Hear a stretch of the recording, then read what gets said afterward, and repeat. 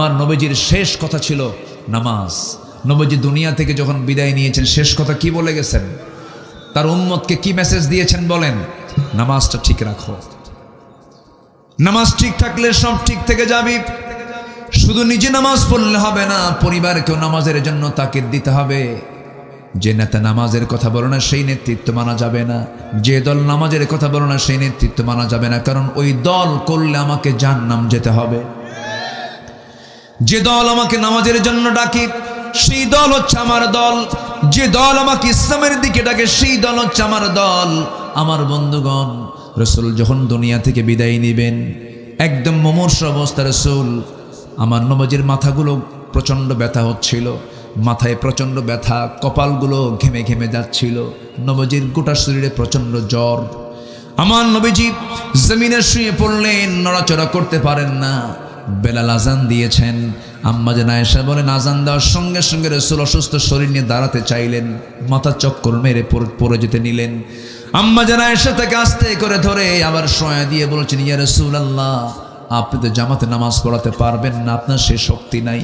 রাসূল বলছেন, আয়েশা রে, বুঝতে পেরেছি আমার বুঝি জামাতে আর নামাজ কিসমতে নাই, মনে হয় জামাতে নামাজ পড়তে পারবো না। আমার বেলাল তো আজান দিয়ে দিল, আমার মুসাল্লায় কে নামাজ পড়াবে, কে নামাজে দাঁড়াবে? আমার রাসূল কিছুক্ষণ চুপ মেরে বলছেন, আয়েশা, বন্ধু আবু বকর যেন আমার মুসাল্লায় দাঁড়ায় আমার নামাজের দায়িত্ব পালন করে দেয়। রাসূল ইঙ্গিত দিয়ে বুঝায় দিলেন, ও আমার আয়েশা, জেনে রেখে দিও, আমার মুসাল্লায় যে নামাজের নেতৃত্ব দেবে সে দেশেরও নেতৃত্ব দেবে। রাসূল নেতৃত্ব শিখিয়েছেন কিসের থেকে বলেন? বলেন কিসের থেকে বলেন? নামাজ থেকে। আর আজকে আমার দেশের নেতৃত্ব আসলে সন্ত্রাস থেকে। কিসের থেকে? সন্ত্রাস থেকে।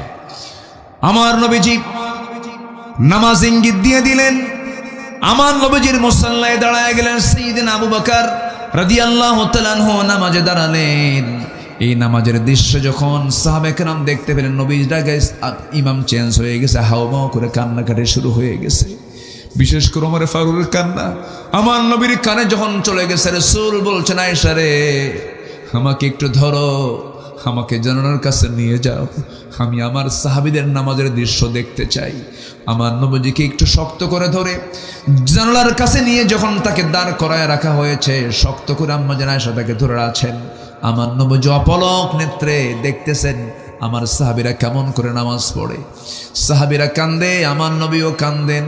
আমার নবীর গালটা চোখের পানিতে ভিজে ভিজে যাচ্ছিল, দাড়িগুলো ভিজতেছিল। আমার নবীজির সামনে আম্মা জান আয়েশা কেঁদে কেঁদে বলছেন, ইয়া রাসূলুল্লাহ, আপনি কান্দেন কেন? আপনার উম্মতরা, আপনার সাহাবীরা তো নামাজ পড়ে।